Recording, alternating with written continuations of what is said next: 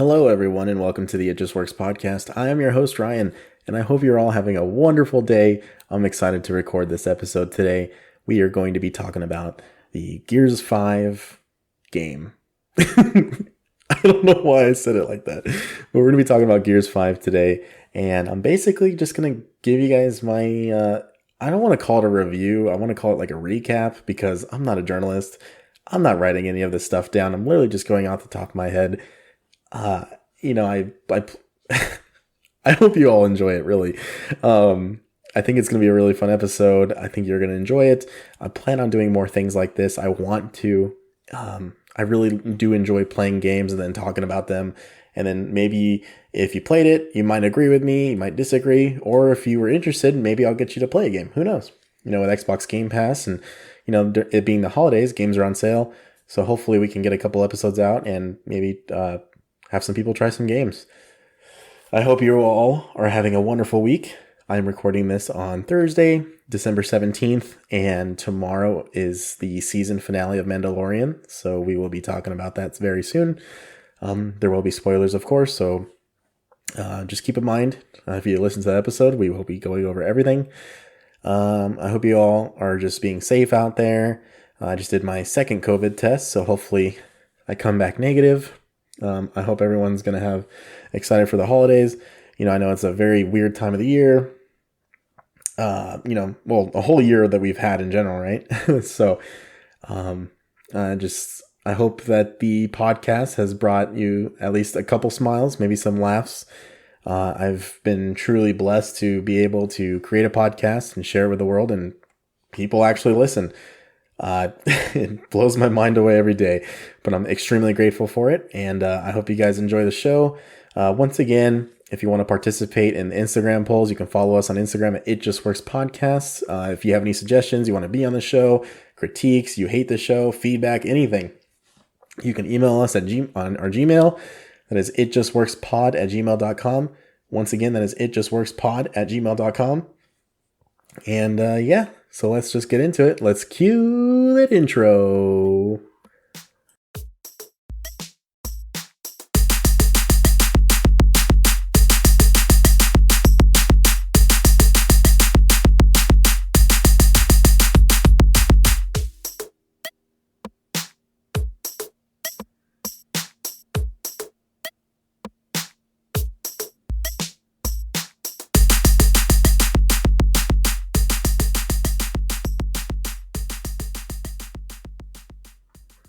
All right, everyone, welcome into the show. I'm your host, Ryan, and this is the It Just Works podcast. And I got to tell you what, I never get tired of that intro song. There's something about it. And as my cousin Jared said, it reminds me of RuneScape a little bit. I hope you all are doing well.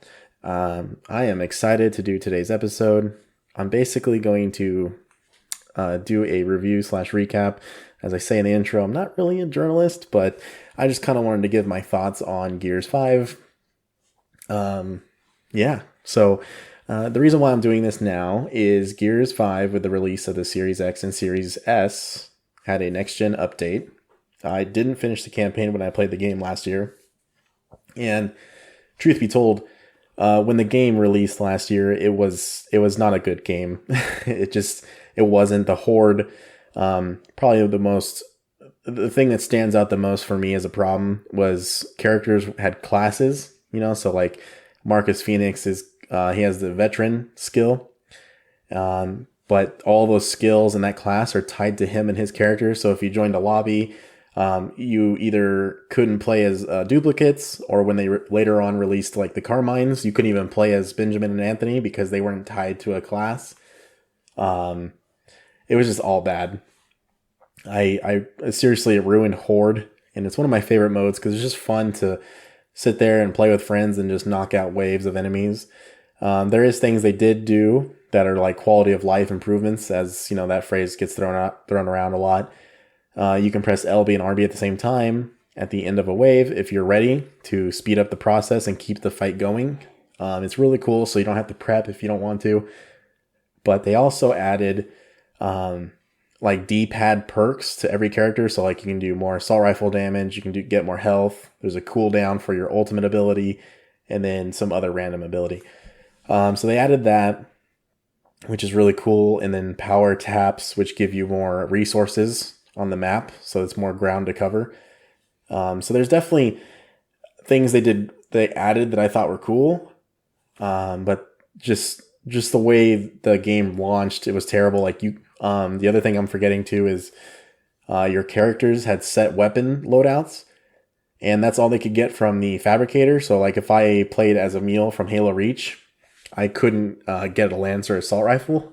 Like I literally, unless another player traded it to me, or the actually, yeah, they don't even spawn with them. The drones don't even spawn with them in the multiplayer. It's just the campaign.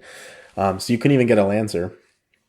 And it's just things like that really made me not like playing the game. The first year it was out. The campaign, I watched most of the cutscenes online. Actually, I watched the entire game movie online before I even, played it. I think I played like a couple chapters and got bored. So it wasn't good. And to kind of give you guys an idea of, what kind of Gears fan I am, I've been playing the Gears of War games since, the original released in 2006, the original Gears of War game.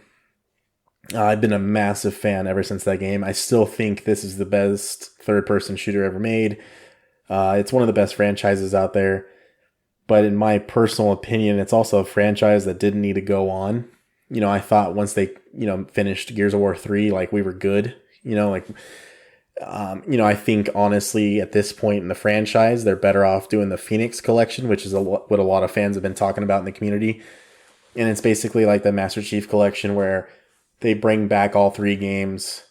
And then I would say for Gears, the way the games play, I would say kind of go the Gears of War Ultimate Edition route and remaster one set multiplayer. So like remaster the Gears 3 multiplayer completely, like from the ground up, and every single map that ever came out between the 3 games.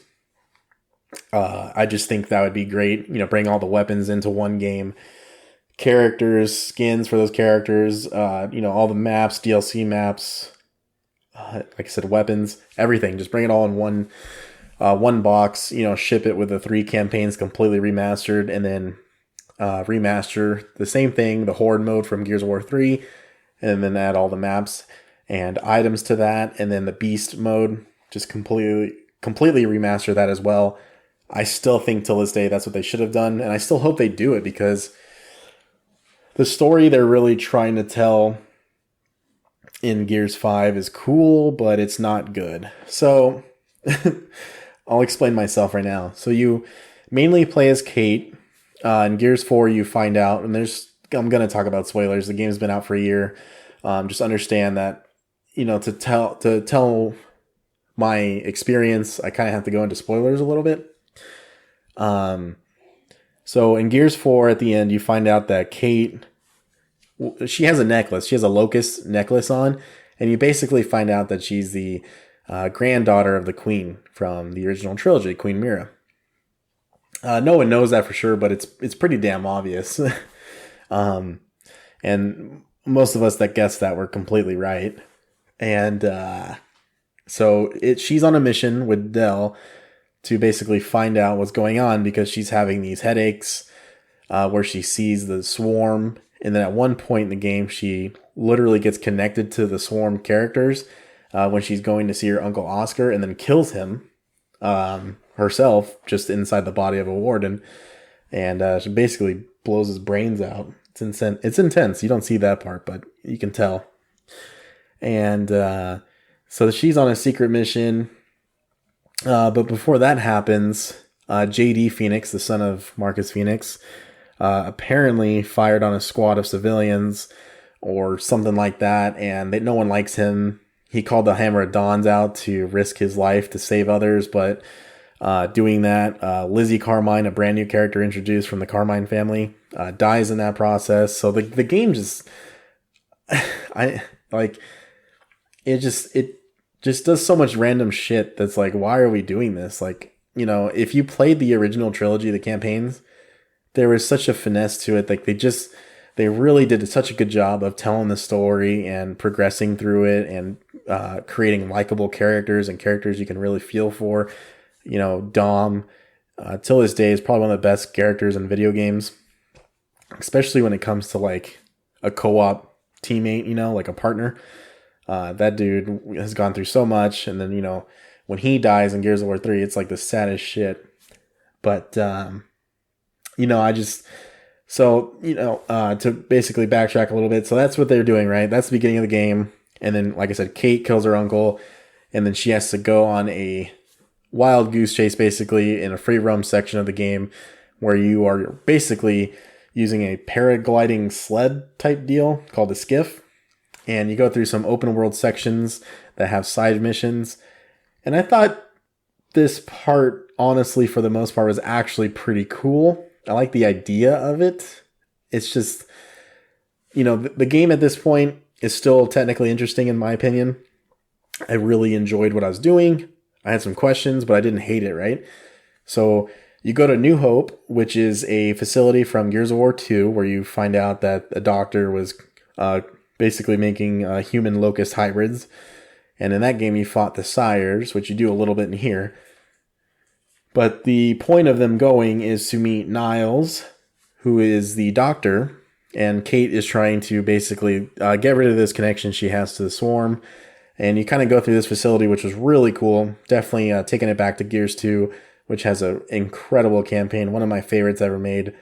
So it was really cool to experience that. So she does get disconnected from the Swarm, but in doing so, she wakes up the queen that the Swarm has, which is her dead mom. So it's like, honestly, just saying that out loud, I don't understand how that works. And then you escape the facility. Niles is dead for good, and you kill this matriarch, which is like a berserker from the original Gears trilogy. This thing is somehow connected to the queen, but you kill her, or you kill it. And honestly, I don't really want to talk about the entire story. Like, I'm not here to spoil it. If you do enjoy storytelling and just, you want to play the game for yourself, I recommend it. But my issue with the campaign itself is we get to a desert part in the campaign, and Kate and Del, JD comes to meet up with them to help them, even though they hate his guts. And they basically kind of take a 180 and go from recognizing that they might need help, or being kind to each other, or, just, I don't even know. I don't even know how to describe it. It bothers me so much. But basically, if you've ever heard somebody say, oh, the writing for characters was bad in Game of Thrones in the last 2 seasons. Like, for instance, spoilers for Game of Thrones if you haven't watched it, but this is the thing I can think of the most. In the last season, Jaime Lannister, after, he makes love to Brienne of Tarth, you would think that they would stay together. Jaime's character arc was amazing, and it's all led up to this point. Now they're together, and he still leaves her behind to go be with Cersei in King's Landing and then die with her for nothing. They literally die for nothing. It's so fucking stupid. And it's a complete 180 for that character. He had such an amazing story arc that led him up to that moment for him to literally turn his back on the story they made for him and then go to King's Landing. So I don't know if you've ever heard anyone say that or talk about the way that characters are written in a story. But basically, everyone starts acting like a bunch of assholes. They all hate each other. And I don't understand what they're doing. I don't understand why they act this way. But basically, it feels like the first part of the campaign, so the first 2 acts were written by people who like Gears of War and are trying to tell a slightly different story. And I kind of got behind it for the most part. I really didn't hate it. I enjoyed it. And then the last 2 acts are utter dog shit. The action's good, right? The gameplay, they always get that right in Gears. There's no question about it. But it's the storytelling. It's the decisions that were made, and we're why are we doing this? There's a character death. We don't know which one's canon yet, because you have the option to choose between 2 characters. I thought that part was cool. Depending on which one you choose, I personally believe one more scenario is way more emotional. So I thought that was cool. Um, I would say that when it comes to the Gears 5 campaign, long story short, when it comes to that, because I really don't want to give too much away for people that may still want to play it. It's cool, but it's nothing near the trilogy, and it really makes you wonder why they went the direction they did. One of the other things I can think of and compare it to before we move on to the multiplayer is, I don't know about you guys, but when I was a kid, believe it or not, I actually really didn't like playing as the Arbiter in Halo 2. I, for whatever reason, really hated it, and I wanted to play as Chief. I didn't like them adding like a different protagonist like that, where you completely play as the other one. Kind of like Halo 5 with Spartan Locke, which is utter bullshit till this day.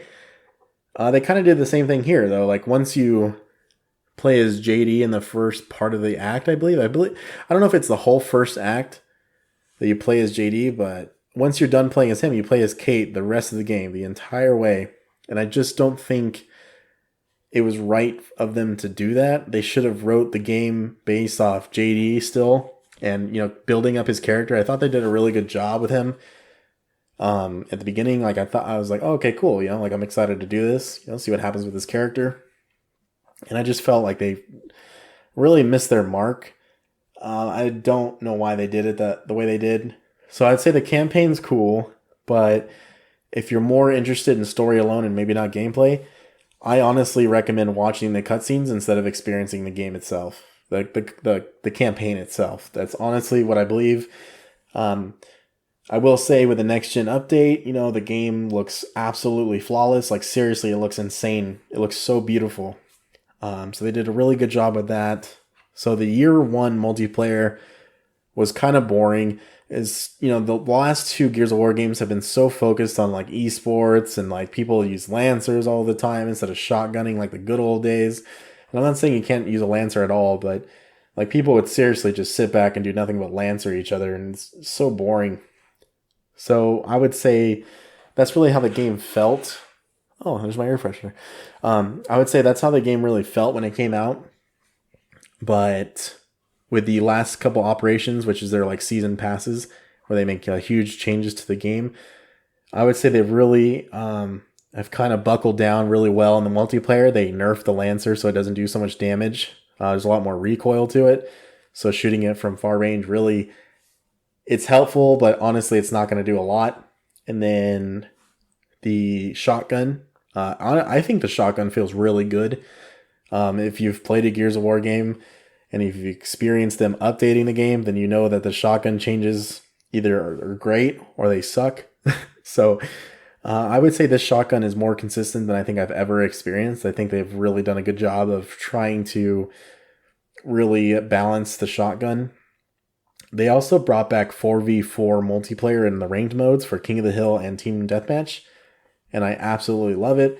We haven't seen 4v4s, I believe, since Gears 1 or Gears 2. I don't remember.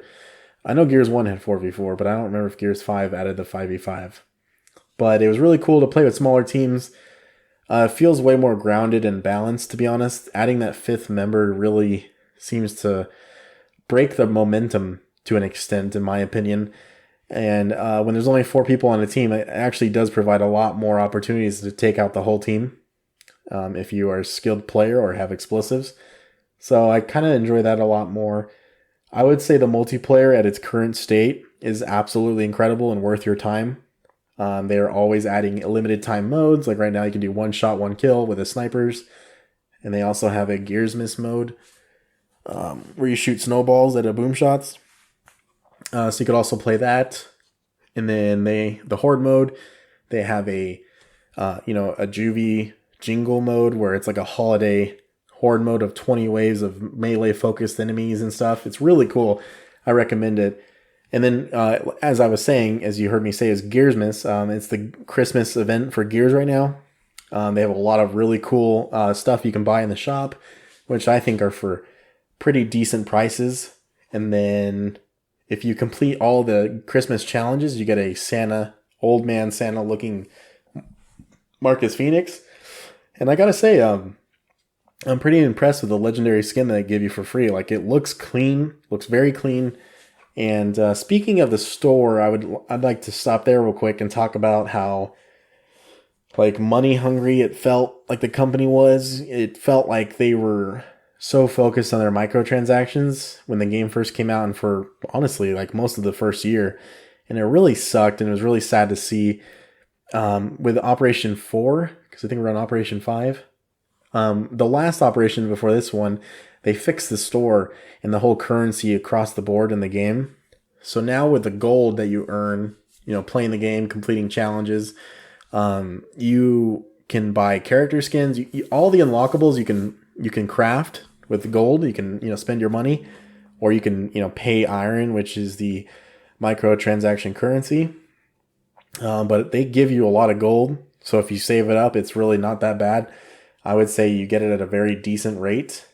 And then they also made everything available. So that was the other dumb thing too. Like, if you wanted to craft an old skin, if it was from a certain operation, which once again is their season pass, you wouldn't be able to craft it. Like, you just couldn't get it. So now they made everything available. When characters first got released, when the game came out, they had these things called totems, which made you complete challenges to unlock characters for free, which was stupid as shit because it seriously took forever. Like, I don't even think I had a ROM totem and I never finished it. Like, it was terrible. And what else they do? They also have the escape mode, which introduced new characters, Mac, Keegan, and Lonnie. You basically get captured by a snatcher and go inside an escape, or the hive, and you basically plant a bomb from the inside, and you have to literally escape. And you have a certain time limit to do it. You have very limited ammo. You have to work as a team to get through them. And then people can also make custom escape maps. And I thought that was very cool too. Definitely something different. I would say it's a pretty fun game mode to play with friends. Nothing to really freak out about. I haven't honestly gone back to play it since the next gen update. It's fun. It's definitely fun to have that extra game mode. But I'd say Gears 5 at its best and the most bang for your buck are playing the Horde mode and multiplayer mode, which if you have Game Pass or if you see Gears on sale, I highly recommend the purchase of this game. They just did a really good job with the last couple operations and this next-gen update. This game feels more like Gears of War 3 and 2 than Gears of War 4 ever did. I seriously am impressed with the changes they've made with this game, because as a longtime Gears fan, I'm telling you what, I almost wrote off the franchise. Seriously, this game, I'm sorry, not the franchise, but wrote off this game. Like, I'm just not going to play it. And it sucks to say that, because Gears of War 1, 2, and 3 brought me so many incredible memories. And then Gears of War Ultimate Edition, which, the Coalition made as well. Seriously, they're incredible games. And if you've never played any of them, please go back and play them. I highly recommend it. And, that's pretty much my recap of Gears of War 5. One of the things I wanted to talk about real quick before I completely finish is the fact that they actually brought in Halo characters. So I wasn't really interested in this game from most of the preview footage we saw. They focused on Escape way too much, in my opinion, at an E3 demo. But then, like, a few weeks before the game came out, or about a month, they released the trailer. They showed a collaboration DLC pack that came with the Ultimate Edition of the game, which if you have Game Pass Ultimate, you get for free. You got Noble Team. You got Emil from Halo Reach and Kat from Halo Reach to be playable characters in Horde and multiplayer. And let me tell you, I've always wanted to see Spartans in third person, and it is so badass till this day to see these characters in the game. Although it is insane to see them get chopped in half or blown up into pieces. That's a little much. But I thought that was a really cool collaboration. So really hats off to the Coalition and 343 on that. I thought they did such a good job of translating those characters into the game. And you'll have to excuse me, but I almost forgot that Gears 5 this week launched the Hive Busters expansion campaign. So those escape characters I was talking to you about, Mac, Keegan, and Lonnie, We get to play basically a prequel story, just a short little campaign on how their team came together and how they got formed into a team. Hoffman is back in the campaign itself, and that was really, really cool to see. Colonel Hoffman is such a badass character. I hope they make him playable soon. I looked at the price yesterday just to double check, but once again with Game Pass Ultimate, you get it for free. And I'm sorry I am bouncing back and forth, but I just remembered it at the end. The expansion pass or the expansion pack is $20 for the campaign. And if you beat the campaign, you basically get their character skins that are in the campaign because they're more armored variants of the characters. And I beat the campaign on intermediate, which I believe is medium or heroic, depending on your preferences. I don't know. I have to double check the difficulties, but I'm pretty sure it's just like a medium difficulty. Nothing crazy. I was just here to enjoy it. I beat it in 1 hour and 53 minutes. They claim that it's a 3-hour campaign, and for some of them it will be. There is things I probably missed, like collectibles. Playing it at a higher difficulty will net you some extra achievements that I did not receive myself, but they're like 10 achievement points or something.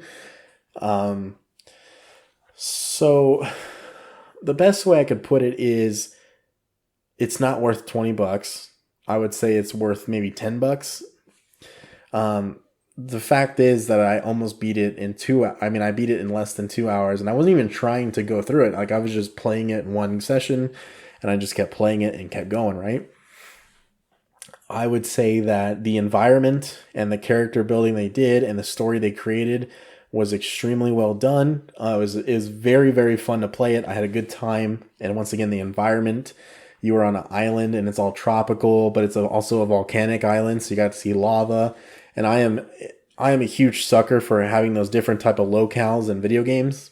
I like to see different environments in my games. Like Halo goes from the desert, when you're on the ring, to the snow, to the jungle. I mean, it could be anything like that. And I love that in any video game. Seriously, it's the best. Forerunner structures, all that crap. So they did that here with the Hive Busters DLC, but my issue is the way they ended it. So the objective of the Team Scorpio, which is who you play as, is to basically, like that escape mode, destroy the Hive from inside a facility. And you basically go back and forth trying to do that. Then you go on some other quick side quests, which is really cool. But it leads you back up to this moment where you destroy the Hive. But at the end of it, spoilers real quick. Once again, spoilers for the Hive Busters DLC. But at the end of it, you don't even do it. Like, it's literally a cutscene of them gearing up to destroy the Hive. And that's basically the prequel story to these escape characters. And this is what leads them up to the escape game mode that's in the main game. And I really didn't enjoy it. I didn't enjoy that last part. I thought that was ridiculous. I couldn't believe they did that. I just thought that was such a mistake. They should have, maybe added like another 30 minutes of gameplay, just us destroying the Hive. Like, I don't know why we would go through this entire process to technically not even do what the story was about. And I don't know. Maybe that's just me. Maybe I'm nitpicking at this point, but I can tell you everything beforehand was amazing. There's like a new tropical, like, the locals of these islands, have a god, and it's like a bird, reptile, beast thing. I don't know what it is. It's called the Wataku or something like that. So you fight that thing, and that was a really cool fight. Like, I really enjoyed that fight with that creature. Like I said, the characters, Lonnie, Mac, and Keegan, you get some backstory to them. Thought that was cool. You got to see Colonel Hoffman. You got to see Hannah, which is the Coltrane's daughter. Very bunch of likable characters. Very cool to see them fleshed out a little bit, and new ones introduced. But I got to tell you, like, that ending really ruined it for the most part. Like, I don't see myself ever going back to play it. And maybe that's something they're okay with. Maybe they designed it that way. But thankfully, with Game Pass Ultimate, you can get Gears 5, the Halo pack, the Hive Busters expansion, and then I believe a WWE pack, which is actually pretty cool. Weird but cool. All for free, through Game Pass. So if you have that subscription, go check it out. This is basically my recap of Gears 5. I do believe the game is very good as it stands. I would tell you a year ago to stay away from it. But with the last two operations and then the next gen title update and the Christmas event, I gotta tell you, this game really stepped it up, and I really do believe that they've done a good job. The Coalition's done an amazing job to kind of bring Gears back to its true fans and the fans that really built the franchise up, because I felt like they were going a little bit too far away from that. And I won't lie to you, I am excited to see what they do with Gears of War 6. I just hope that they kind of go back to maybe JD or Marcus with the Gears 6 campaign. Maybe focus on them again. I don't know what their plan is for the campaign in Gears 6, but I really hope it's not about Kate again. She's just too negative, and I just didn't really enjoy her outlook on everything. Like, I don't know. Just like the fact that she's a corporal and she's giving orders to JD, who's a lieutenant. Or I'm sorry, a captain? No, he's a lieutenant. And then Marcus Phoenix, who himself is a sergeant. Like, they're just, I don't know, they're just like breaking, the chain of command. And it's just like, they're just making decisions that, in my opinion, didn't really make sense. So that's, as I said, that's my recap of Gears 5. If you have Game Pass or if you're a Gears fan, now is the time to pick up the game. I can't recommend it enough. I appreciate all of you listening to this episode. I will talk to you guys again very soon about, we're going to talk about The Mandalorian, and I'm just really, really looking forward to it, and I'll talk to you guys soon. So have a good weekend, and I'll see you guys back on Tuesday. Bye.